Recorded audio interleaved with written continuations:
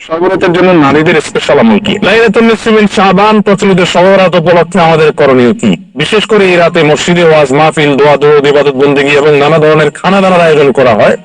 কোরআন সুন্নাহর আলোকে এগুলো ঠিক কিনা জানাই উপকৃত হব। এই শাবান মাসে নবী সাল্লাল্লাহু আলাইহি ওয়াসাল্লামের একটা আমল আছে, বলবো আপনাদেরকে ইনশাআল্লাহ, কিন্তু আমলটা করার চেষ্টা করতে হবে। এই প্রমিস, এই ওয়াদা আমার সাথে আগে আসতে হবে। কারা কারা চেষ্টা করবেন বলেন, হাত তোলেন দেখি। আল্লাহ আমাদের সবাইকে আমলের তৌফিক দান করুন। আল্লাহ ভাইরা আমার, আমলটা হলো, আমাদের আয়েশা রাদিয়াল্লাহু তাআলা আনহা বলেছেন, মা রাআইতু রাসূলুল্লাহ সাল্লাল্লাহু আলাইহি ওয়াসাল্লাম ইসতাকমালা সিয়ামা শাহরিন কাত্তু ইল্লা রমাদান। আমি নবীজিকে পুরো মাস শুরু থেকে শেষ পর্যন্ত গোটা মাস রোজা রাখতে দেখেছি একবার শুধু, বছরে একবার, সেটা হলো রমজান মাসে। বছরে শুধু একবার পুরো মাস রোজা রাখতেন, সেটার নাম কোন মাস? রমজান মাস। আর রমজানের পরে পুরো মাস না, তবে মাসের বেশিরভাগ দিন রোজা রেখেছেন তিনি, এটা দেখেছি শুধুমাত্র শাবান মাস। কোন মাসে ভাই? শাবান মাস। আমাদের আয়েশা রাদিয়াল্লাহু আনহা আরেকটা হাদিস আছে, সেখানে তিনি বলেছেন, কারণ নবী সাল্লাল্লাহু আলাইহি সাল্লাম ইয়াসুমু শাবানা ইল্লা কালিলা, নবীজি শাবানের পুরো মাস প্রায় রোজা রাখতেন, কয়েকটা দিন বাদে, শেষের কয়েকটা দিন বাদে প্রায় পুরো মাস রোজা রাখার চেষ্টা করতেন। একজন সাহাবী আছেন উসামা ইবনে যায়েদ রাদিয়াল্লাহু তাআলা আনহু, নাম শুনেছেন আপনারা? বাচ্চাদের নাম রাখার জন্য অনেক সময় আমরা নাম খুঁজে পাই না, পাল্টু, বল্টু, নান্টু, সন্টু, দুনিয়ার সব আজগুবি আজগুবি নাম বাইর করি। উসামা কত সুন্দর মাধুর্যপূর্ণ একটা নাম। নবীজি সাল্লাল্লাহু আলাইহি সাল্লামের অত্যন্ত আদরের একজন সাহাবী যায়েদ রাদিয়াল্লাহু তাআলা আনহু, তার ছেলে উসামা ইবনে যায়েদ, নবীজি সাল্লাল্লাহু আলাইহি সাল্লাম নাতির মতো আদর করতেন, স্নেহ দিতেন, ছোট মানুষ ছিলেন। উসামা ইবনে যায়েদ রাদিয়াল্লাহু তাআলা আনহু, এই যে উসামার নামে নাম রাখতে পারেন ছেলেদের, উসামা সুন্দর। আমরা আজকাল শর্ট সংক্ষেপ নাম খুঁজি, 3 অক্ষরের নাম, উসামা 3 অক্ষরের নাম রাখা যায়। তো যাই হোক, উসামা ইবনে যায়েদ রাদিয়াল্লাহু তাআলা আনহু তিনি বলেন, আমি নবীজি সাল্লাল্লাহু আলাইহি সাল্লামকে জিজ্ঞাসা করলেন, হে আল্লাহর রাসূল, তিনি বলেন যে আমি জিজ্ঞাসা করলাম, হে আল্লাহর রাসূল, মা লাম আরাকা তাসুমু ফি শাবান মা লা তাসুমু ফি গায়রি, আপনাকে দেখি আপনি শাবানে যত রোজা রাখেন অন্য কোন মাসে এত রোজা রাখেন না, কারণটা কি? হেতু কি? এ মাসে এত বেশি রোজা রাখার কারণটা কি? রোজার মাস তো রমজান মাস, কিন্তু শাবানে আপনি বেশি বেশি রোজা কেন রাখেন? নবীজি সাল্লাল্লাহু আলাইহি সাল্লাম তখন উসামা ইবনে যায়েদ রাদিয়াল্লাহু তাআলাকে বলেছেন 2টি কারণ। কটি কারণ? মনোযোগ দিয়ে শুনতে হবে কিন্তু। এই হাদিসটাই আপনি বাসায় গিয়ে আপনার মায়ের সাথে, আপনার স্ত্রীর সাথে, আপনার বন্ধু বান্ধবের সাথে যেন শেয়ার করতে পারেন, সেভাবে মনোযোগ দিয়ে শুনবেন।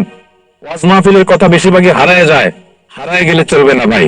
আমি কষ্ট করে ঢাকা থেকে আসছি, আমার ভাইয়েরা কষ্ট করে আয়োজন করেছেন, আপনারাও কষ্ট করে আসছেন, সার্থক হতে হবে, এখান থেকে নিয়ে যেতে হবে। হাদিসটা ভালো করে মনে রাখবেন। নবীজি সাল্লাল্লাহু আলাইহি সাল্লাম শাবান মাসে বেশি বেশি রোজা রাখতেন দেখে তার আদরের সাহাবী, নাতির মতো স্নেহ করতেন যাকে, উসামা ইবনে যায়েদ রাদিয়াল্লাহু তাআলা আনহু, তিনি প্রশ্ন করেছেন কাকে? নবীজিকে। কি প্রশ্ন করেছেন? যে আল্লাহর রাসূল, আপনাকে শাবানে এত বেশি রোজা রাখতে দেখে অন্য কোন মাসে এত নফল রোজা আপনি রাখেন না, কারণটা কি? তখন নবীজি কয়টা কারণ বলেছেন? 2টা কারণ। নাম্বার 1, তিনি বলেছেন, যাকা শাহরুন ইয়াফুলুন নাস বাইনা রজব ওয়া রমাদান, শাবান মাসের 2 ধারে 2 প্রান্তে 2টি মাস আছে, যে 2টি মাস অনেক মহিমান্বিত, মর্যাদাপূর্ণ। শাবানের আগের মাসটার নাম কি ভাই? রজব। এই রজব মাসটা মহিমান্বিত কোন কারণে? মেরাজের কথা বলছেন। রজব মাসটা কেন মর্যাদাপূর্ণ, কেন এর মর্যাদা বেশি? দেখেন, এত বড় মাহফিলের 2-4 জন মানুষও জানেন না, 2-4 জন মানুষও জবাব দিতে পারেননি, একজন থেকেও আসে না অডিয়েন্স থেকে, স্টেজ থেকে এক ভাই বলেছেন। দেখুন, রজব মাসের মর্যাদার কারণ হলো সম্মানিত 4টি মাস আছে। কোরআন আল্লাহ তাআলা সূরা তাওবায় একাধিকবার এ সম্পর্কে আলোকপাত করেছেন। আল্লাহ বলেছেন, ইন্না ইদ্দাতাশ শুহুরি ইনদাল্লাহি 12 শাহরান ফি কিতাবিল্লাহি ইয়াওমা খালাকাস সামাওয়াতি ওয়াল আরদ মিনহা আরবাতুন হুরুম। বছরে 12টি মাসের মধ্যে 4টি মাস আছে সম্মানিত মর্যাদাপূর্ণ, আল্লাহ এগুলোকে সম্মান দিয়েছেন, বিশেষ মর্যাদার মাস। রমজান তো সবচেয়ে শ্রেষ্ঠ মাস আছেই, রমজানের পরে মর্যাদার বিচারে সম্মানিত মাস কয়টা? এই 4টার মধ্যে নবীজি সাল্লাল্লাহু আলাইহি সাল্লাম সহিহ বুখারীতে এই 4 মাসের ব্যাখ্যা বর্ণনা করতে গিয়ে তিনি বলেছেন সালাসুন মুতাওয়ালিয়াত, এই 4টার মধ্যে 3টা হলো ধারাবাহিক, জিলকদ, জিলহজ, মুহররম, আর চতুর্থ মাসটা হলো ওয়ারাজব মুদর আল্লাযী বাইনা জুমাদা শাবান, এই রজব মাসটা। তাহলে রজব মাসটা সম্মানিত 4 মাসের একটা, সেজন্য এই মাসটা মূলত মহিমান্বিত। এই মাসে নবীজি সাল্লাল্লাহু আলাইহি সাল্লাম মেরাজ হয়েছে বলে অনেক ইতিহাসবিদগণ বলেছেন, আবার অন্য মাসে হওয়ার কথাও আছে, কিন্তু আসল তাৎপর্যের কারণ হলো রজব মাসটি হলো সম্মানিত 4 মাসের একটা। এটাও আমরা অনেকেই প্রথম শুনলাম জীবনে। যাই হোক, সে বিষয়ে কথা বলা আমার উদ্দেশ্য নয়। তো উদ্দেশ্য হলো যে ওসমান ইবনে যায়েদকে নবীজি বলেছেন যে শাবান মাসটার আগের মাসটা হলো রজব, যেটা সম্মানিত 4 মাসের একটা মর্যাদাপূর্ণ মাস। আবার শাবানের পরের মাসটা কোনটা? রমজান, সেটা হলো বছরের সবচেয়ে সেরা মাস। তো নবীজি বলেছেন 2টা মর্যাদাপূর্ণ মাসের মধ্যবর্তী শাবান মাসে মানুষ আমল ইবাদত না করে অবহেলা বেশিরভাগ মানুষ কাটায়। বেশিরভাগ মানুষ অপেক্ষা থাকে রোজা কবে আসবে, তখন কোরআন তেলাওয়াত শুরু করব।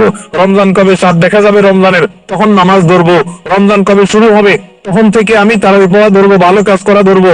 শাবান মাসে মানুষ রমজানের ক্ষণ গণনা, দিন গণনা করতে থাকে, অবসর থাকে, অলসতা করে, অবহেলা করে। নবীজি বলেছেন মানুষ যেহেতু অবহেলা করে, এই জন্য এই সময়টাতে আমি বেশি বেশি নফল রোজা রাখি, কারণ যেই সময়টাতে মানুষ অবহেলা করে ওই সময় ইবাদতের আলাদা গুরুত্ব তৈরি হয়। ভোর রাতের সময় সবাই ঘুমায় থাকে, এই জন্য তখন তাহাজ্জুদ পড়লে সওয়াব বেশি। হুজুরে সবাই সালাম দেয়, রিকশাওয়ালা বেচারা কেউ সালাম দেয় না। আপনি যে রিকশাওয়ালাদেরকে আসসালামু আলাইকুম বললেন কেন? কারণ তারা অবহেলিত, তাদেরকে মানুষ সালাম দেয় না। তাহলে তাদেরকে সালাম দিলে, হুজুরের সালাম দিলে যে সওয়াব হতো তার চেয়ে সওয়াব বেশি হবে, কারণ অবহেলিত, এদেরকে কেউ সালাম দিচ্ছে না। একজন গরিব মানুষ, একজন আলামী মানুষ, সিএনজি চালক, তার গাড়িতে উঠছেন। মুসলমান হলে তার আচরণ হবে উঠে বসেই আসসালামু আলাইকুম বল। চেষ্টা করা যাবে না ইনশাআল্লাহ? তো বলছিলাম নবী করিম সাল্লাল্লাহু আলাইহি সাল্লাম ওই যে আমল শিখিয়েছেন, শ্রাবণ মাসে মানুষ অবহেলিত থাকে, সেজন্য এই মাসে আমলের গুরুত্ব বেশি। অতএব যেই কাজটায় মানুষ অবহেলিত করে, গাড়ির ড্রাইভার থেকে কথাটা আসলো, গাড়িতে উঠার পর চালককে সালাম দিবেন আসসালামু আলাইকুম করে। যে মালিক গাড়িতে উঠে বসে চালককে সালাম দিতে পারেন, সেই মালিকের মধ্যে অহংকার নাই ইনশাআল্লাহ, তিনি বিনয়ী মানুষ। আল্লাহ আমাদের সব ভাইদেরকে বিনয়ী হওয়ার তৌফিক দান করুন। তাহলে এই যে শাবান মাসে নবীজি বিশেষ রোজা রাখতেন কেন? কারণ অবহেলিত মানুষ কেউ এটা করে না, এই জন্য তিনি বিশেষভাবে ওই মাসে নফল রোজা রাখতেন। এই জন্য তার অনুসরণে আমরাও রাখবো। দ্বিতীয় কারণ তিনি বলেছেন কেন তিনি এই মাসে বেশি রোজা রাখেন, ওই যে ওসমান ইবনে যায়েদ রাদিয়াল্লাহু আনহু 2টা কারণ বলেছেন। এর মধ্যে একটা হলো শাবান মাসটাতে মানুষ অবহেলিত করে, আমল ইবাদত একটু কম করে, কারণ রমজান আসবে আসবে বলে অপেক্ষা করে, সেজন্য তিনি এই মাসে বেশি বেশি আমল করেন, কারণ অবহেলার টাইমের আমলের গুরুত্ব একটু বেশি। দ্বিতীয় কারণ হলো তিনি বলেছেন যাকা শাহরুন ওয়া হুয়া শাহরুন তুরফাউ ফীহিল আমালু ইলা রাব্বিল আলামিন, শাবান মাসে বান্দার আমলনামা আল্লাহর কাছে উপস্থাপন করা হয়, ফেরেশতারা রিপোর্ট জমা দেয়। ফাউহিব্বু আন ইউরফা আমালি ওয়া আনা সাইম, নবীজি বলেছেন আমি চাই আমার আমলনামা যখন ফেরেশতাদের কাছে পেশ করা হবে তখন আমি যেন রোজাদার থাকি। কারণ আপনি কোথাও চাকরি করেন, সিরিয়াস ডিউটি করেন, একবারও আপনার বস আসে না, একটু মোবাইলটা মাত্র হাতে নিচ্ছেন ফেসবুকটা টিপার জন্য, আর তাকায় দেখেন পিছু দিকে বস এসে দাঁড়িয়েছে, মেজাজটা কেমন লাগবে বলেন? খারাপ লাগবে না? আর আপনি অন্য সময় যাই করেন না করেন, খুব সিরিয়াস মুডে কাজ করতেছেন, পিছনে তাকায় দেখেন মালিক এসে দাঁড়াইছে, করে দিলে শান্তি হয়ে যাবে না? যাক মাশাআল্লাহ, এই বেচারা এসে আমার যখন কাজে দেখবে বলবে বাবা খুব ভালো মানুষ, তো বেতন বাড়বে, তাই না? নবীজি সাল্লাল্লাহু আলাইহি ওয়াসাল্লাম বলছেন যে আমি শাবান মাসে বেশি বেশি নফল রোজা এই জন্য রাখি, ফেরেশতারা আমার সারা বছরের আমলনামা আল্লাহর কাছে রিপোর্ট জমা দেন, সারা বছর কি করেছি না করেছি তাও সব হিসাব জমা দেন। আল্লাহ যখন আমার হিসাবের প্রতি মনোনিবেশ করেন, ওই অবস্থায় যদি আল্লাহ সুবহানাহু ওয়া তাআলা তিনি দেখতে পান যে তার বান্দা আমি রোজা আছি, তাহলে আল্লাহ একটু অনুগ্রহ করবেন। এই জন্য আমি এই মাসে রোজা রাখি। তাহলে নবীজি সাল্লাল্লাহু আলাইহি ওয়াসাল্লাম শাবান মাসে রোজার 2টা কারণ পাওয়া গেল। একটা হলো গাফলতির সময় সেজন্য তিনি রোজা রাখতেন, দ্বিতীয়ত হলো এই মাসে বান্দার আমলনামা পেশ হয় সেজন্য তিনি রোজা রাখতেন। এই 2 কারণ আমাদের বেলায়ও আছে না নাই? তাহলে আমাদের রোজা রাখা উচিত না উচিত না? চেষ্টা করবো তো ইনশাআল্লাহ। ভাইরা আমার, একটা প্রশ্ন আপনাদের মনে হইতে পারে, সেটা হলো আমরা তো শুনছি মানুষের আমল নামা সকালে বিকালে আল্লাহর কাছে জমা হয়, ফেরেশতারা জমা করে, আবার এখন শুনলাম শাবান মাসে জমা হয়। তাহলে দুই রকম হলো যে? এর উত্তর হলো আল্লাহ রাব্বুল আলামিনের কাছে আল্লাহর ফেরেশতারা মানুষের আমল নামাকে তিন ধাপে, তিন স্তরে, তিনটা লেয়ারে, তিনটা সময়ে আলাদা আলাদা ভাবে উপস্থাপন করে।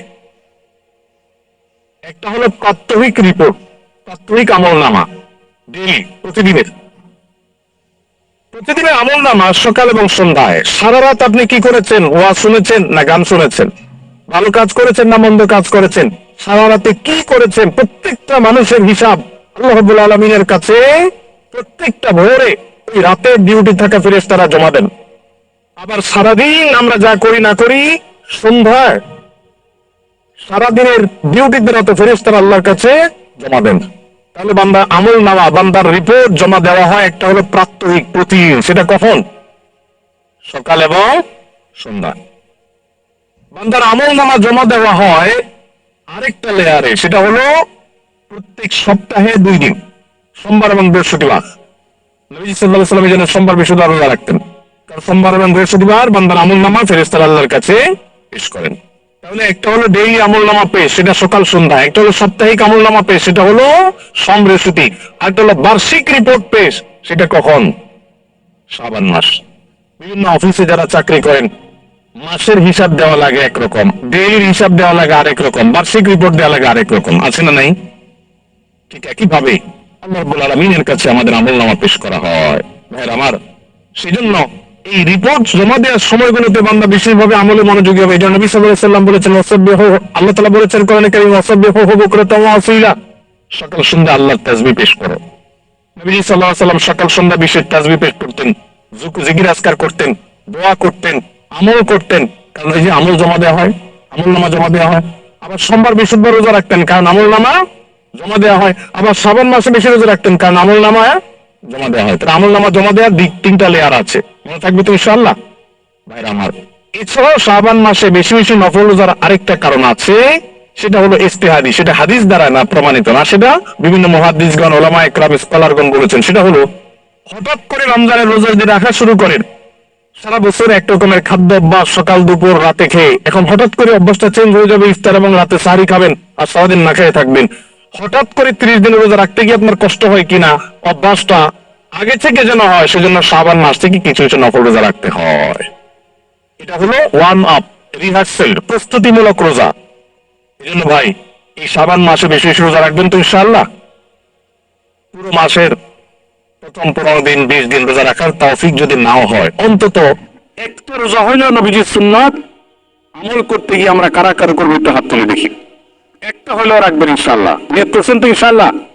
সবাই রাতেরটা না, ওইটা বাদে একটা হইলেও রাখবেন। নিয়ত করছেন তো ইনশাআল্লাহ? আল্লাহ আমাদের সবাইকে আমল করার তৌফিক দান করুন।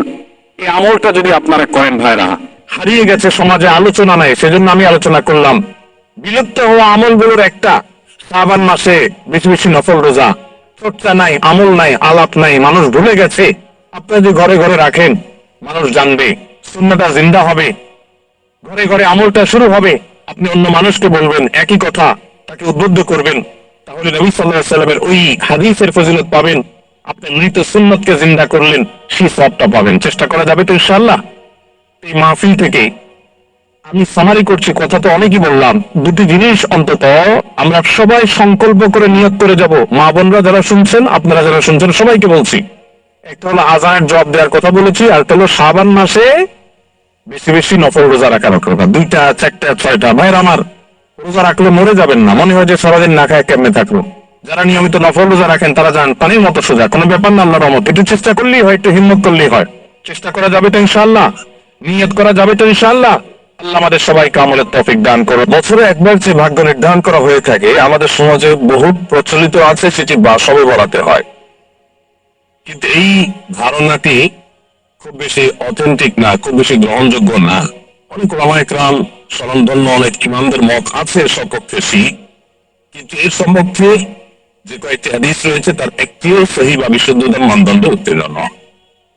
বরং এর বিপরীতে লাইলাতুল কদরের সারা বছর ভাগ্য নির্ধারণ হওয়ার বিষয়টি কোরআনের আলোকে দ্বারা একেবারে স্পষ্ট। সূরা দুখান আয়াত নম্বর 3 কোরআনের আলোকে দ্বারা একেবারে স্পষ্ট।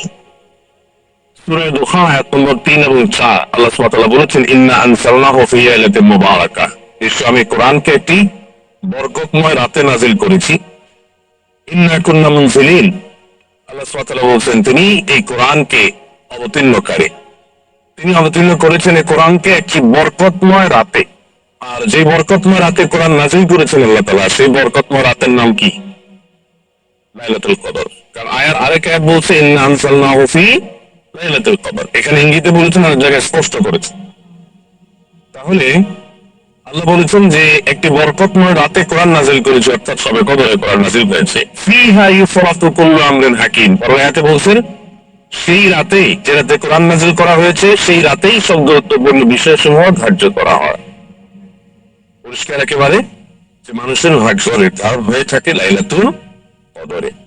এবং জমহুর বা বেশিরভাগ উলামাদের ইমামদের মতই ঠিক যে লাইলাতুল কদরে মানুষের ভাগ্য ঠিক হয়ে থাকে। যাই হোক, আমাদের সমাজে সবে বরাতে মসজিদে আমাদের অনেক বেশি ভিড় হওয়ার একটা বড় কারণ হলো আমরা জানি এটি ভাগ্য নির্ধারণী রজনী। তো আমরা এই এক রাতে আল্লাহর ইবাদত বন্দেগী, চোখের পানি, দোয়া দরুদ করে সারা বছরের যদি ভালো থাকা যায় তো মন্দ কি? এক রাতের দোয়া দরুদে যদি সারা বছর ভালো থাকা যায়, এটা তো ভালো প্রজেক্ট, লাভজনক প্রজেক্ট, লাভজনক দিন হয়ে গেল। সেজন্য আমরা সাধারণত এই রাতে বেশি মসজিদে ভিড় জমাই। আল্লাহর মাগফিরাতের আশা যদি ভিড় জমাতাম তাহলে আলহামদুলিল্লাহ, সেটা তো অনেক ভালো ছিল।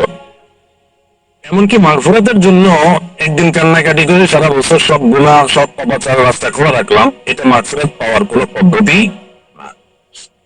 সন্দেহাতীত ভাবে বছরের একটি রাতেও ইবাদত বন্দেগী না করে ওই একটা রাতে ইবাদত বন্দেগী করে সেটা অ্যাপ্রিসিয়েট যোগ্য, অন্তত টেন্ডেন্স সেটা অ্যাপ্রিসিয়েট যোগ্য। কিন্তু পদ্ধতিটা আরো যৌক্তিক হওয়া দরকার, আরো দলিল সম্মত হওয়া দরকার, আরো সুন্দর হওয়া দরকার। আমার আল্লাহ রাব্বুল আলামিন লাইলাতুল নিসফ মিন শাবান বা মধ্য শাবান রজনীতে মানুষের সাধারণ ক্ষমা ঘোষণা করেন। সাধারণ ক্ষমার এই ঘোষণা কিন্তু প্রতি রাতেও একটা সময় থাকে, হয়তো যেটাকে আমরা লাইলাতুল নিসফ মিন শাবান বা মধ্য শাবান রাত বলছি হাদিসের ভাষায়, আমাদের দেশীয় ভাষা যেটা আমরা শবে বরাত বলি, হাদিসের ভাষা না এটা। সেই লাইলাতুল নিসফ মিন শাবান বা মধ্য শাবানের রাত, এই রাতে আল্লাহ সুবহানাহু ওয়া তাআলা সারা রাত জুড়ে বান্দাকে সাধারণ ক্ষমা ঘোষণা করেন, হিংসুক এবং মুশরিক ছাড়া। এই সাধারণ ক্ষমার ঘোষণাটা প্রতি রাতেই ভোর রাতে দেওয়া হয়। ভোর রাতে আল্লাহ দুনিয়া আসমানে এসে মানুষকে ডেকে ডেকে সাধারণ ক্ষমার অফার করে থাকে।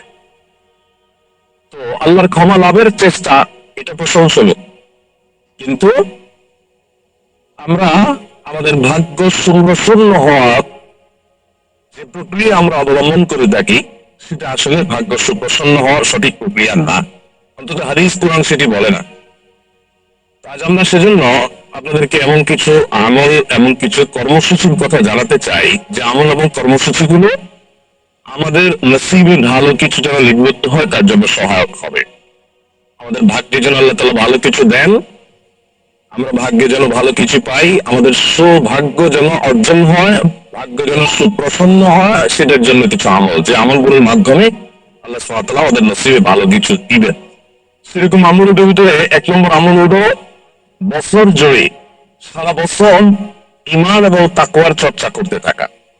আপনি সারা বছর যখন ঈমান আনয়ন করলেন, ঈমান ধারণ করলেন, ঈমানকে নবায়ন করলেন, ঈমানকে মজবুত করলেন, ঈমানকে সুদৃঢ় করলেন, ঈমানের পরিচর্যা করলেন, ঈমানের নার্সিং করলেন, ঈমানের খোঁজ খবর নিলেন, ঈমানের যত্ন নিতে থাকলেন, সেই সাথে তাকওয়া অবলম্বন করলেন। তাকওয়া কি?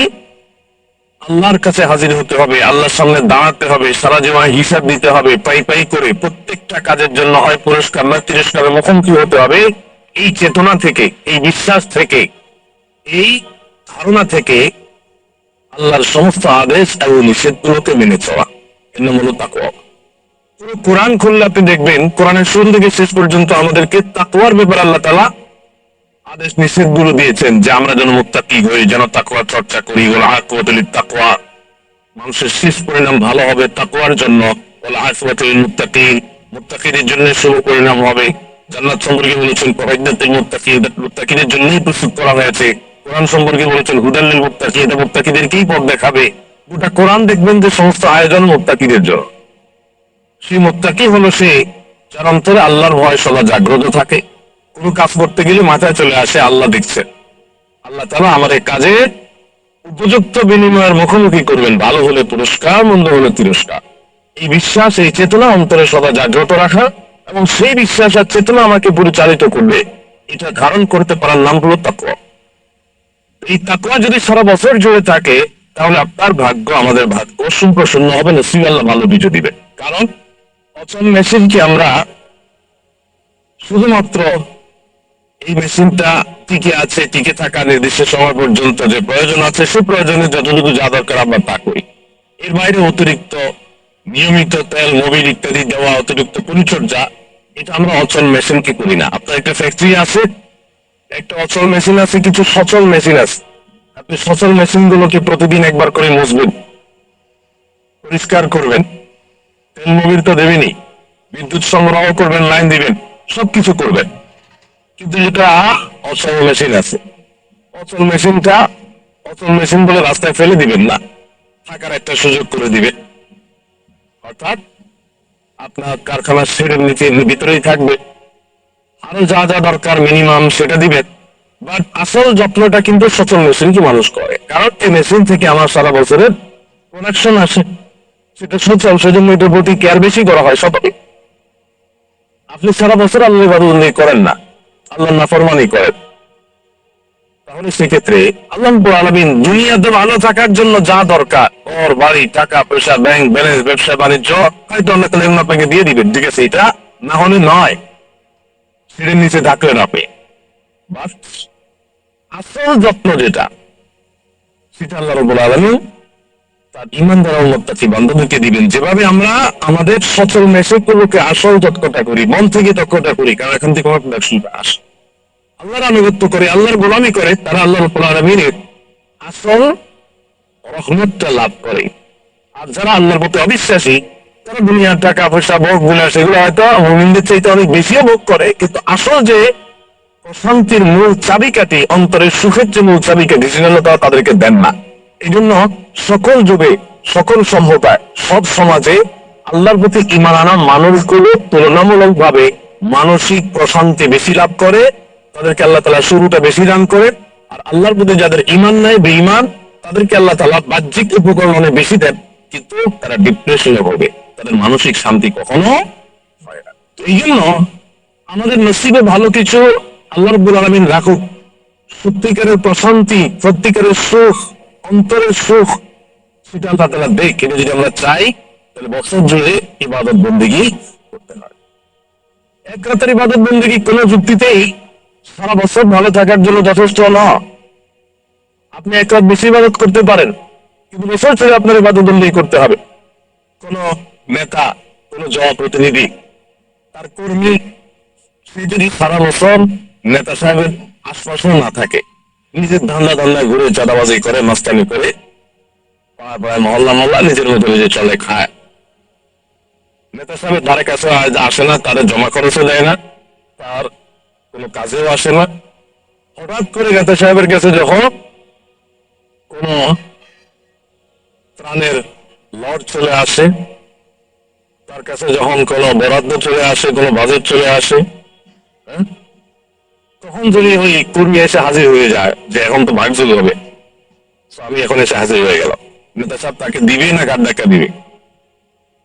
যেই কর্মী সারা বছর কাজ করেছে, ডানে বামে ছিল, আগে জেলায় দিছে, নেতা সাহেবের হয়ে কাজ করছে, সেটা চাঁদাবাজি হোক, ভালো কাজ হোক, মন্দ কাজ হোক, নেতারা যেসব করে, যদি সেই কাজগুলোতে নেতা সাহেবের সহযোগী হয় কেউ সারা বছর, তাহলে নেতার কাছে যখনই কোনো বরাদ্দ আসবে, যখনই কোনো বাজেট আসবে, যখনই কোনো রিলিফ আসবে, তখন সর্বাগ্রে ওই কর্মীর জন্য একটা বাজেট রাখবে, কারণ অনেক রাখতে হবে না, দায়ী করতে হবে, ঠিক না ঠিক?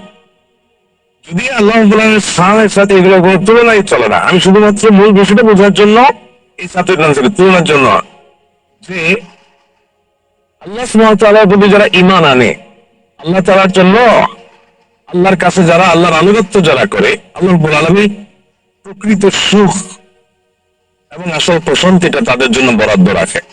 আপনি সারা বছর কোনো খোঁজ খবর নাই, শুনছেন লাইলাতুল কদরে ভাগ্য নির্ধারণ হয়, এবার ওই রাতেই শুধুমাত্র এবার বন্দি করতেছেন, আবার নিয়ত আছে যে পরের দিন থেকে আর ফজর নামাজ পড়বেন না। আপনি কিভাবে আশা করেন যে আল্লাহ বলে আপনার নসিব ভালো কিছু দিবে? বরং আপনি যদি তওবা করেন যে আল্লাহ এই রাতে আমি তওবা করলাম, সারা বছর আমি ভালো থাকবো, আমি নেক থাকবো, আমি মুত্তাকি থাকবো, আশা করা যায় আপনার ভাগ্য সুপ্রসন্ন হবে। তাহলে এক নম্বর আমল আমরা পেয়ে গেলাম, সেটা হলো বছর জুড়ে ঈমান এবং তাকওয়ার চর্চা করলে আল্লাহ সুবহানাহু ওয়া তাআলা আমাদের নসিবে ভালো কিছু দিবে। সবে বরাতে কি কি আমল করতে হয়, রোজা কয়টি, নামাজ কয় রাকাত, বিস্তারিত বুঝিয়ে বললে ভালো হতো। এখনো পর্যন্ত এই মাসালা জানে না এমন মানুষ আছে কিনা দেশে, খুব বেশি আমার জানা নেই। দীর্ঘদিন থেকে ওলামা একরাম অ্যাওয়ারনেস করছেন, সতর্ক করছেন। দেখুন, লাইলাতুল নিসফি মিন শাবান, মধ্য শাবানের রাত, এর ফজিলত সাব্যস্ত আছে। আল্লাহ তাআলা এই রাতে মুশরিক, হিংসুক ছাড়া বাকি মানুষদেরকে মাফ করে দেয়। এবং এই রাতের ফজিলত সংশ্লিষ্ট আরো অনেকগুলো হাদিস আছে যেগুলো জয়ীফ সূত্রে বর্ণিত, কিন্তু এই একটা হাদিস গ্রহণযোগ্য সূত্রে বর্ণিত হওয়ার কারণে অন্য যেগুলো আছে সবগুলোর একসাথ করলে মোটা দাগে লাইলাতুল নিসফি শাবান বা মধ্য শাবানের রাত, এটার নাম আমরা শবে বরাত দেই। আসল নামটা, হাদিস দেওয়ার নাম কোনটা? লাইলাতুল নিসফি শাবান, মধ্য শাবানের রাত। শবে বরাত এটা আসল নাম না। তো এই মধ্য শাবানের রাতের ফজিলত সাব্যস্ত হয়, কিন্তু এটাকে আমরা যেভাবে যারা পালন করি তারা যেভাবে ঘটা করে করি, যেমন সারা জেগে ইবাদত করা আল্লাহর ক্ষমা লাভের জন্য বা মাগফিরাত লাভের জন্য, যাতে মাগফিরাত হয়, গুনাহের ক্ষমা হয়, সে আপনি চেষ্টা করছেন, এটা আপনার ব্যক্তিগত অ্যাপ্রোচ থেকে আপনি করলেন। এই দিনের রোজা আপনি আইয়া বীজের রোজার অংশ হিসেবে রাখেন, সামান্য মাসে বিশেষ রোজা রাখতেন, সেই হিসেবে রাখেন, কোনো সমস্যা নেই। কিন্তু আলাদা করে সবরাতকে কেন্দ্র করে এই দিনের রোজা রাখার বিশেষ কোন নির্দেশনা, বিশুদ্ধ হাদিস দ্বারা সাব্যস্ত না। এর বাইরে এই রাতকে শবে বরাত, ভাগ্যের রাত মনে করা। বরাত মানে ভাগ্য, আর বরাতের আরেকটা অর্থ হলো মুক্তি। মুক্তির অর্থে ঠিক আছে শবে বরাত, আল্লাহ মানুষকে মুক্ত করেন, কিন্তু ভাগ্যের অর্থে ঠিক নেই। সূরা দুখানের শুরুতে আল্লাহ বলেছেন ফিহা ইউফাকু কুল্লু আমরিন হাকিম ইন্না আনজালনাহু ফি লাইলাতিন মুবারাকাহ ইন্না কুন্না মুনজিরিন। আল্লাহ বলেছেন কোরআন আমি একটি বরকতময় রাতে নাযিল করেছি। কোন রাত সেটা? ওই যে ইন্না আনজালনাহু ফি লাইলাতিল কদর। আর জায়গায় আল্লাহ বলেছেন, কোরআন একাধারে ব্যাখ্যা করে আল্লাহ বলেছেন ফিহা ইউফরাকু কুল্লু আমরিন হাকিম, যে রাতে কোরআন নাযিল হয়েছে সে আয়াতে সে রাতে গুরুত্বপূর্ণ সব বিষয় ধার্য করা হয়। তার মানে লাইলাতুল কদরে গুরুত্বপূর্ণ বিষয় ধার্য করা হয়। সব রাতে ভাগ্য নির্ধারণ করা হয়, এটি বিশুদ্ধ মত না। তবে রাতের বিশেষ কোন নামাজ, বিশেষ নামাজের সংখ্যা, বিশেষ সূরা, এরকম কোনো কিছু সাব্যস্ত নেই। এরকম কিছু সাব্যস্ত আছে মনে করলে বরং বিদআত হবে, যে এত রাকাত করতে হবে, এই সূরা দিয়ে করতে হবে। আল্লাহর মাগফিরাত লাভের জন্য আপনি যদি চেষ্টা করেন সেটা প্রশংসনীয়, সেটা ভিন্ন বিষয়। প্রত্যেক রাতেই তো আপনি আল্লাহর মাগফিরাতের জন্য চেষ্টা করা কর্তব্য বা করা উচিত। আল্লাহ তাআলা প্রতি রাতেই ভোর রাতে মানুষকে ডেকে ডেকে ক্ষমা আহ্বান করেন। এই জন্য শবরাতকে ঘিরে রাতের বিশেষ নামাজ, বিশেষ পদ্ধতির নামাজ নাই। তবে এরাতে ক্ষমার বিষয়টা সুসাব্যস্ত, ক্ষমা লাভের চেষ্টা করা এটা গ্রহণযোগ্য। লাইলাতুল নিসফি মিন শাবান প্রচলিত শবে-বরাত উপলক্ষে আমাদের করণীয় কি? বিশেষ করে এই রাতে মসজিদে ওয়াজ মাহফিল, দোয়া দরুদ, ইবাদত বন্দেগী এবং নানা ধরনের খানা দানার আয়োজন করা হয়। কোরআন সুন্নাহর আলোকে এগুলো ঠিক কিনা জানালে উপকৃত হব। ভাইরা আমার, লাইলাতুল নিসফি মিন শাবান যেটাকে আমরা শবে বরাত বলি, এই লাইলাতুল নিসফি মিন শাবানে আল্লাহ তাআলা হিংসুক এবং মুশরিক ছাড়া বাকি মানুষদেরকে, বাকি মুসলমানদেরকে আল্লাহ তাআলা সাধারণ ক্ষমা ঘোষণা করেন মর্মে একটা হাদিস আছে। এছাড়া আরো বেশ কিছু হাদিস আছে যেগুলো কোরআন অনেকগুলো সনদের মধ্যে কিছু দুর্বলতা আছে, কিন্তু মোটের পরে এই রাতের ফজিলত সুসাব্যস্ত এবং প্রমাণিত। কিন্তু এর মানে এই নয় যে এই রাতকে কেন্দ্র করে আমরা যা করি আমাদের দেশে তার সব সঠিক। আমাদের দেশে লাইলাতুল বরাতে মানুষের যে ভিড় মসজিদ গুলোতে, এটা তো ভালো জিনিস যে মানুষ মসজিদে আসছে, কিন্তু অন্যদিন না এসে এই রাতে বেশি আসার কারণটা কি? লাইলাতুল কদর বেশি ফজিলতপূর্ণ নাকি এই রাত বেশি ফজিলতপূর্ণ? লাইলাতুল কদরের সাথে কোনো তুলনা চলবে? সেই রাতে মানুষ কি এত বেশি ইবাদতের চেষ্টা করে? তাহলে এই রাতে এত বেশি চেষ্টার রহস্যটা কোথায়? রহস্য হলো আমাদের দেশে মানুষ মনে করে যে এই রাতে ভাগ্য ঠিক হয়, অতএব সারা বছর যাই করি না করি এই একটা রাত মসজিদে গিয়া আল্লাহ বিল্লাহ করে যদি সারা বছরের ভাগ্যটা ঠিকঠাক করা যায়, এরপর আর মসজিদে যায় কেনা। এই চালাকি করলে কি ভাগ্য ঠিক হয়ে যাবে? ভাইরা আমার, লাইলাতুল নিসফি মিন শাবানকে কেন্দ্র করে বহুবিধ বিদআত, বহুবিধ বাড়াবাড়ি, বহুবিধ কুসংস্কার আমাদের সমাজে আছে। এক সময় প্রচুর পরিমাণ পটকা ফুটাফাটি চলতো। আলহামদুলিল্লাহ, প্রশাসনের ভাইয়েরা প্রতি বছর নিষেধাজ্ঞা আরোপ করেন এবং এটা অনেকটা কমেছে, যেটা আমাদের নিরাপত্তা হুমকির মধ্যে আমাদেরকে ফেলে। দিনের নামে আমরা কখনো সেগুলো করতে পারি না। অনেক মসজিদে আলোকসজ্জা করা হয়, আলোকসজ্জা তো আপনি এমনিই করেন সারা বছর, কিন্তু এই রাতকে কেন্দ্র করে আলাদা করে আলোকসজ্জা করা, এই রাতকে কেন্দ্র করে ওই যে হালুয়া রুটি খাওয়া খাওয়ার একটা ব্যাপার এখনো আমাদের দেশে কোথাও কোথাও আছে। অনেকে মনে করে নবীজির দাঁত মোবারক শহীদ হয়েছেন উহুদের ময়দানে, তো তিনি হালুয়া খাইছেন, সেজন্য আমরা ভালো দাঁতে হালুয়া খাই। নবীজির দাঁত ভাঙে হালুয়া খাইছেন, আমাদের আস্ত দাঁতে আমরা কি খাই? হালুয়া খাই। আপনার বাপের ঠ্যাং ভেঙে গেছে, উনি একটা লাঠি দিয়া খোড়ায় খোড়ায় হাঁটে, আপনার আস্ত ভালো দুইটা ঠ্যাং আছে, আপনি বাপের মহব্বতে বলছেন বাবা তোমার পাওটা ভেঙে গেছে, সেই মহব্বতে আমি আমার ভালো পাও নিয়ে লাঠি দিয়ে আমি খোড়ায় খোড়ায় হাঁটতেছি। কি বলেন? বাপ খুশি হবে? খুশি হবে? বলবে এটা তো বেয়াদবি, তামাশা করতেছ, আমার আমার ভেঙাইতেছ। নবীজি সাল্লাল্লাহু আলাইহি সাল্লাম দাঁত মোবারক শহীদ হয়েছে বাতিলের বিরুদ্ধে জিহাদ করতে গিয়ে। আপনি বাতিলের সাথে আঘাত করবেন আর হালুয়া খায়া নবীজির সুন্নাত আদায় করবেন, এর চেয়ে বড় হাস্যকর জিনিস আর হতে পারে না। অতএব সব ধরনের বাড়াবাড়ি কুসংস্কার আমাদের বন্ধ করতে হবে। এমনকি এই রাত উপলক্ষে মসজিদে দোয়া দুরুদের জন্য সমবেত হওয়া, এই রাতে মানুষকে ডাকাডাকি করে একেবারে এই রাতের ফজিলতের জন্য মসজিদে সবাই একত্র হওয়াকে যারা জরুরি মনে করেন তারাও ভুলের মধ্যে আছে। ব্যক্তিগত ইবাদতে আল্লাহর ক্ষমা পাওয়ার জন্য চেষ্টা করতে পারেন, সেটা ভিন্ন বিষয়। আল্লাহ আমাদেরকে বোঝার তৌফিক দান করুন। সর্বরতের জন্য নারীদের স্পেশাল আমল কি? নারীদের স্পেশাল আমল তো হালুয়া বানানো, স্পেশাল আমল মানে স্পেশাল কাজ। কারণ সমাজকে কেন্দ্র করে হালুয়া টালুয়া বানানো হতো, হালুয়া রুটি, গোস্ত রুটি এগুলা বিতরণ করা হতো। এগুলো এখন যদিও উঠে গেছে, কালচারাল বিষয়, এগুলো উঠে যাওয়াতে যে নারীরা সব কেমন শুরু করে দিচ্ছে তাও হয় নাই, সেটা যেমন বাস্তবতা। আবার ঠিক একইভাবে কোরআন সুন্নাহ বলেনি এমন কিছু কোরআন সুন্নাহর আমল মনে করে এস্টাবলিশ করা, বেদাতকে জিয়ে রাখা, এর ভিতরেও ইমানদারের কল্যাণ নেই, সেটা আমাদেরকে মাথায় রাখতে হবে। তো সবরকে কেন্দ্র করে নারীদের জন্য স্পেশাল কোনো আমল নেই। এগুলো ইউটিউবারদের বিভিন্ন আইটেম। ইউটিউবাররা দাঁড়াইছে কিনা কি জানেন, যে থাম্বনেল দিবে সবাই তোমরা বোন মা বোন ভাই আমল ছাড়বেন না,